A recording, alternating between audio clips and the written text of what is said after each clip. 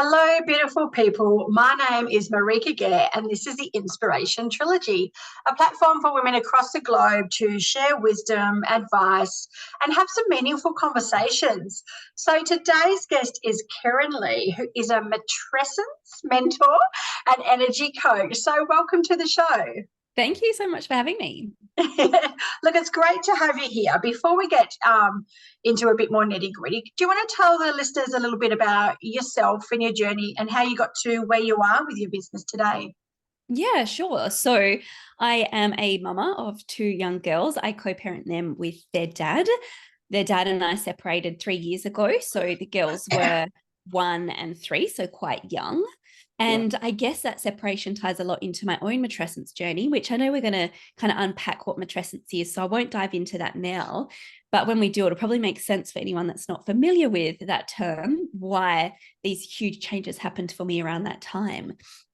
I went into motherhood thinking that motherhood was going to be my be all and end all. It's what I had always ever wanted out of life. And of course, I love my children, but I found that I wasn't as fulfilled as I thought I would be in the stay-at-home mum role. And so very quickly, I decided to delve into the business world. And that has been a journey in and of itself. Yes. There's been a lot of transitions in my business time. I have run an e-commerce store. I have taught childbirth education, but I'm really loving at the minute being in the space of supporting women in that transition into motherhood. And when I say transition into motherhood, I don't necessarily mean postpartum in the first, 3-4 months, even the first year. I support women years and years into motherhood with this concept of matrescence and the personal growth that it brings, because it can be a really, really big, challenging transition. It really can be. And like you said, it is such a beautiful journey and you love your children, you love being a mum, but it has its challenges, and especially on, no sleep and hormones and all the everything that comes with it. So before we delve a bit more into that, so can you, for those who haven't heard of the word, and I must admit I hadn't heard of it until I was in contact with you, and do you want to tell everyone what does matrescence mean exactly? Yeah, for sure. And it doesn't surprise me that you haven't heard of it. It is gaining a little bit more traction now, but still relatively unknown, which is really, really heartbreaking because it is something that impacts every woman who transitions into motherhood. So matrescence is defined as the process of becoming a mother. Now, this has only recently been added to the dictionary as a recognized official term, I believe in the last year or two. So it was first coined back in the 60s, and it was lost in amongst textbooks because, I guess it wasn't really seen as that important, this idea that there is this huge transition, this huge rite of passage into motherhood. It was later discovered around 2008 in these textbooks, and it has since been having a bit of a revival in understanding that this is a massive transition that women go through. It can be likened to the process of adolescence, that transition between childhood, adulthood that is really messy. It goes on for years and years. We have hormones changing, our bodies are changing. We're trying to figure out where we fit in the world.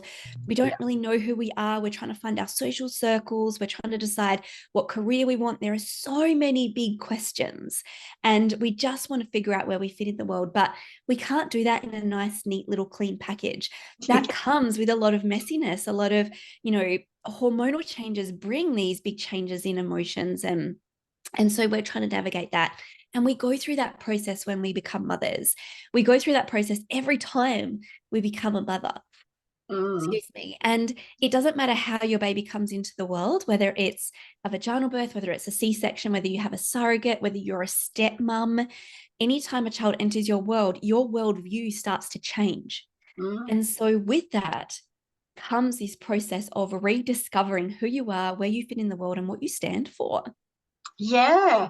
And I love the way that you explain that. It's so beautiful. And it really is kind of, it's like a journey into the depths of your soul. Like you said, in the transition into womanhood in the teenage years, and the transition into motherhood, and again in the later years when we transition into menopause, it's like we go through very similar things in that it forces us to sort of delve into our inner selves and understand where we're at, where we want to go in life, and really embrace, I guess, the complexities and everything that come with it, which is really hard to do. It is, yeah.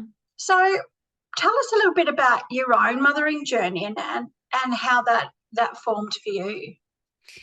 So as I said, I had always wanted to be a mum. That was like everything that I ever dreamed of. And we had a really challenging first 3 or 4 months with my daughter, like incredibly challenging, with her being so upset with what we believe was reflux, but we didn't know that at the time. And I just kept telling myself, this is normal. Like, this is, people tell me that it's hard, but my God, it was so hard. And I remember we were at a family event, and one of my, at the time, husband's family members said, how do you do this with her at home by yourself all day? Because none of us could get her to settle. She just screamed for hours. And I was like, is that not normal? I thought that's what all babies did. And so that was like a complete shock to the system. And when and as I said, I didn't feel as fulfilled in that role. I don't know if it's because of that challenge or because of everything else going on, but there was a lot of grief that came for me with that, that, but this is what I had wanted my entire life, and now I'm here and I've got it, and it just doesn't feel like this is it for me. And there was so much grief and reconciliation that had to happen with that. And so as I said, I kind of started into this this business world, and I started with an e-commerce store. I didn't really know what I wanted to do, but that's just kind of where I ended up. And after about 6 or 8 months, I was like, I still don't feel fulfilled here. So there was this real yearning to find my place in a world that felt really fulfilling. So lucky that their dad was so supportive of me being on that journey to discover, what do I want to do with my life? I ended up teaching childbirth education, which felt wonderful. It felt so inspiring. It felt like I was making a difference. It felt like I was really making an impact in these women's lives. But with that come this journey of, well, now I'm a business owner, so now I need to grow my business.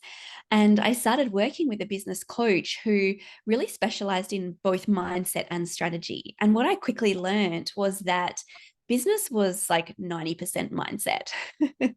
There is so much mindset work that comes with it. And so that really started my own journey into personal development, in understanding myself more, in understanding these stories that I have, in taking that journey inward, like you say, kind of looking deepward in my soul. So it wasn't sparked for me from motherhood necessarily. It was more this conduit through business that made me realize, oh, there is so much that I don't know about myself, so much that I don't understand about myself. And that path into personal development then led more into like a spiritual sort of side, where I started to really trust and believe these things that were unseen, that you couldn't necessarily find words for, but there was feeling there, there was a trust there. And so that really kind of started my process of unraveling, who am I in this season of motherhood? And when I learned about matrescence, I was like, holy shit, this is what I've been experiencing, is this relearning of who I am, of, you know, what I like and what I don't like, and how I want to feel, and the impact that I want to make in the world, because these children have opened so much in me, and it's now my job to want to lean into that and really use that as momentum, as I kind of, figure out my place in the world. Yeah, it's almost like a bit of a rebirth, isn't it? So you kind of grieve your old life in a way. Totally. Where you had, I mean, obviously there's a lot more freedom, but it's hard to put into words, but you explained that very well. So look, how do you, for those women who are perhaps struggling with their journey in motherhood, and you know, the lack of sleep and the hormonal changes, and it's just feeling overwhelming for them. So how do you empower them to really explore this inner part of themselves and enjoy that journey of motherhood? Yeah. And I mean, it isn't always an enjoyable process to do that inner work. There is, you have to face a lot of discomforts. You have to face a lot of inner shit that you might have been burying down. And so first and foremost, like, I would never try and push or recommend women who are in the thick of newborn life, in the thick of just surviving, to be like, no, you also need to make time to figure out who you are. There are some seasons in motherhood where we just need to be in the thick, deep motherhood process, and that's Yeah. okay.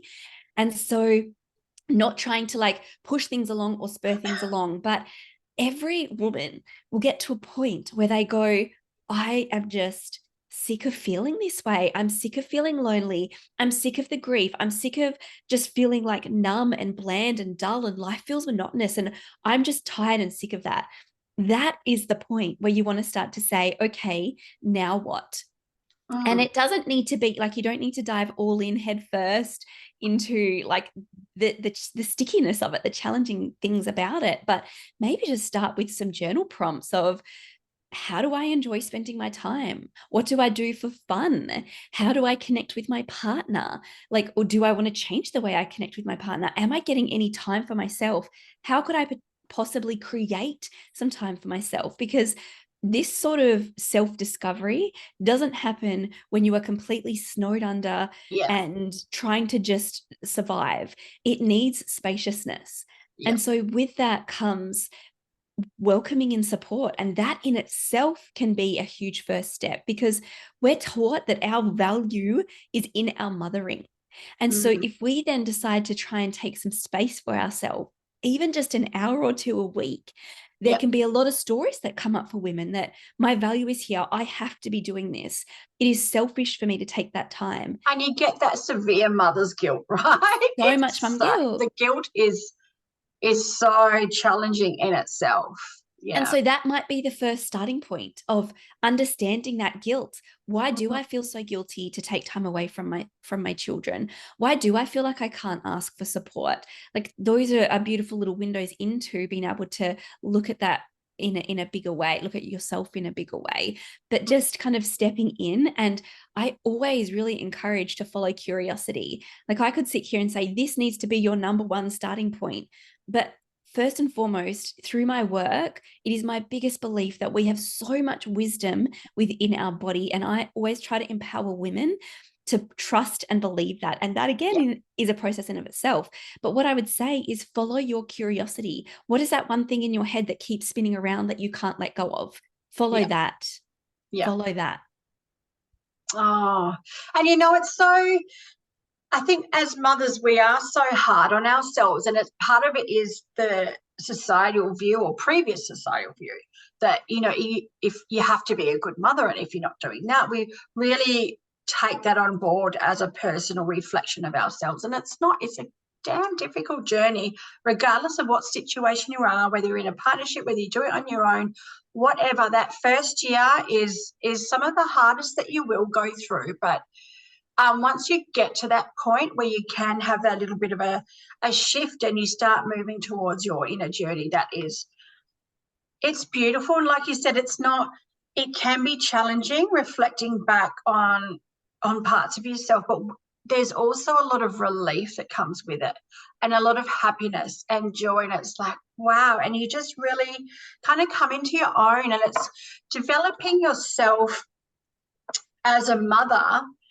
In turn, it helps our children because we are sharing with them and guiding them through lives and sharing our values and that's why doing that inner work to really understand all those parts of yourselves is so important. So Totally. how do you so what's the first step for you when you connect with women going through, because you do different stages of the journey. So you help women who are going through the pregnancy stage, but also the young baby or toddler stage and beyond. So do you want to share a little bit more about the different stages Yeah, and how so you help with that? totally. I'm not teaching childbirth education anymore. I actually stopped that a couple of years ago. Yeah. What I found is that there was so much in the pregnancy and the childbirth, there was so much writing on external factors to how the woman experienced those things. And I started to find that quite challenging to support. And so for me, it felt like I needed to step away from that because I was starting to get really angry at the maternity system that women go through. And so Yeah. why I really love this space of supporting women in motherhood is because it is completely our journey. Yes, there are external things and external people, but we are so responsible for what happens in our life when we start to take that journey and look inward. And it's not bound by what other people are doing around us for us to have that transformative experience. And so I support women, like I've supported women with children up to 8 years old. Matrescence isn't like a one and done sort of thing. It happens again and again.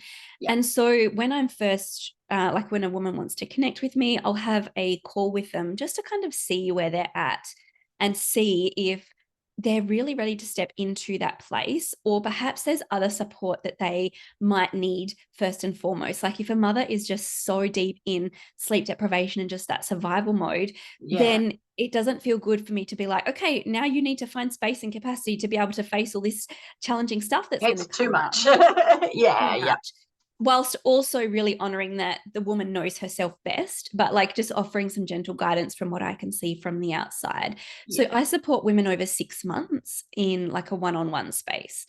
So that really allows for this unfolding to happen, because what I find happens, both like what I've personally experienced and supporting clients through this, is the first couple of months, first 2-3 months, there's a lot of like stuff, like a lot of gunk, a lot of stickiness, a lot of like discomfort that comes up. It's like this purging of all the stuff that we have been pushing down. And then after that point, we start to move into this place of expansion and growth. And that's where the real beauty happens. And so we can't get to those places of like feeling super grounded, super confident, super aligned, super inspired if we don't first face the challenges that prevent us from getting there. And so I love kind of seeing when women are in this space of like anger and sadness and grief and all those things, because that means that they are feeling. I really, really want women to feel those things and then learn how to move through them instead of getting stuck in it, instead of getting stuck in that mind of the same cycle spiraling again and again and again and not knowing what to do with it. So that's why I love the energy coaching that I do, because it allows us to drop below those stories that the mind is telling us and get into the body and see what wisdom the body holds, because our bodies are so damn wise if we learn to listen. And so we can really effectively learn from those stories and then transmute them into this beauty, this inspiration, this connectedness and groundedness. And it is a process and it is a journey. And that's why I work with women over that 6 months to really see that process unfold without feeling rushed to have to do things, because it can be a real up and down roller coaster. Yeah. So when you talk about the wisdom of our bodies, and I totally agree, and your energy work that you do, because I mean, most people out there will know now that your mindset and your energy levels and the stagnant energy that we can hold in our body can really affect our physical body as well. Totally. Our fatigue, we have physical ailments and all those sorts of things. So do you have an example of perhaps someone that you've worked with where they may have been having all these issues, and what was the outcome once you completed that energy work? So the energy coaching that I do, I'm not actually doing the energy work. I am teaching my clients how to tap into, feel, and move their own energy. In terms of like physical ailments, probably the best example I can give is myself and my own health. So I have a health condition called rosacea, which appears as like a skin condition. But it's actually all linked to internal gut health.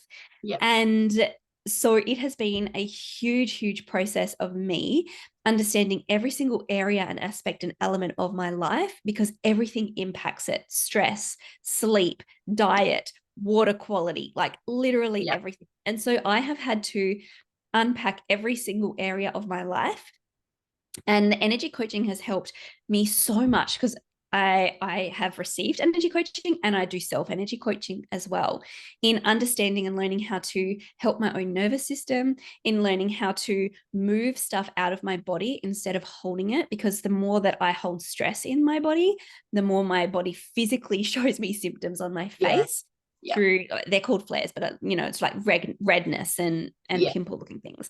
And so being able to learn about my own inner world and be able to support my stress and my nervous system, among like many other things, but that's been huge in me being able to take my health into my own hands. Yeah, and the nervous system is one of the most important. I suffer from an autoimmune disease as well, and so any type of stress or changes in diet and all those sorts of things, I can have, I guess, a flare as well.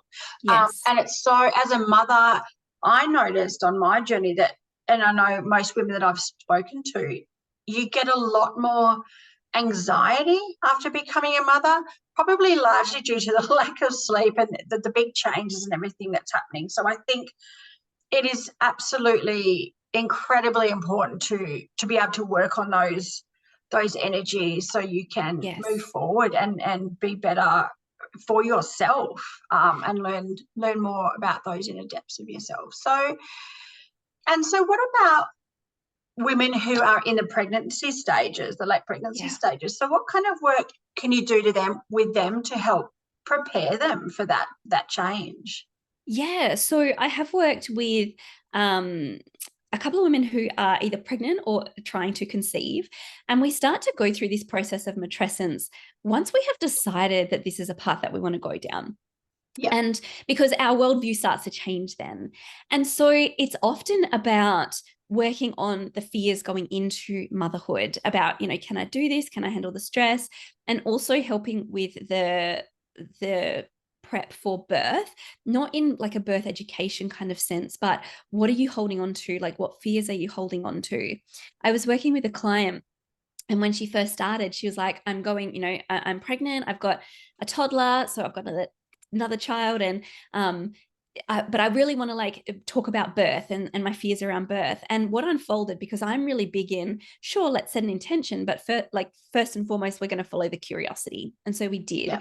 And what unfolded throughout her sessions was more this idea of, she didn't know if she had enough love to share with her other child. She didn't know how she was going to be managing with the sleep deprivation and that side of things into mothering. And so those fears about motherhood still impacting, still can be felt through fear in childbirth, but it's a really different angle that we're looking at those fears from. And so that's why I love this sort of work, because like all the time I hear women say, oh, I didn't realize that that's what it was, or, oh my God, this is so unexpected, or I didn't understand that that had so much impact on me. And when we're able to get out of those stories of the mind that says, oh, this is what I think that I'm feeling, and actually get into the body too, this is what I'm actually feeling, we can really effectively start to help that growth process, because we know what we're looking at instead of just trying to guess what we're looking at. Yeah. And I think it's so important to start that journey during those pregnancy phase or prior to, because being able to be in a better headspace or make it in some way easier for you is in turn easier for your child, because even while we're pregnant, our babies feel what we're feeling. They feel if we're stressed, they feel if we're worried. And so if we can do a bit of that work and change our energy levels during pregnancy, it's a greater, I guess, experience for both of us during that time. Yes. So look, I absolutely love what you do. I love that you are helping women through this journey, because it is such a change, and many of us, we know it's going to be a big change in our lives, right? But we don't, I guess, always understand the deep complexities of those changes, and it's not really always until perhaps we've had our child that we do understand that. But I think, look for all the listeners out there who want to go on this journey with you and find out a little bit more and work on themselves, what's the best way to reach out to you? Yeah, so I'm really active on Instagram, so you can come and chat to me in my DMs. I don't know if you're going to put the link in the show notes, but it's at Yes, Kirryn_Lee. and come and connect with me there. I also offer a free 30-minute consult so we can kind of touch base and see where you're at, what you might like to try to be understanding about yourself, and just to see if I'm really the right person to support you. Because there is, I do just want to mention about postnatal anxiety and depression, that is real. Women do experience that, and it is so important to seek the right support if you are experiencing that in terms of therapy or counseling. I can work with women who have been diagnosed with postnatal anxiety and depression, but I would do it in conjunction with a therapist as well. Like you'd need to be seeing both.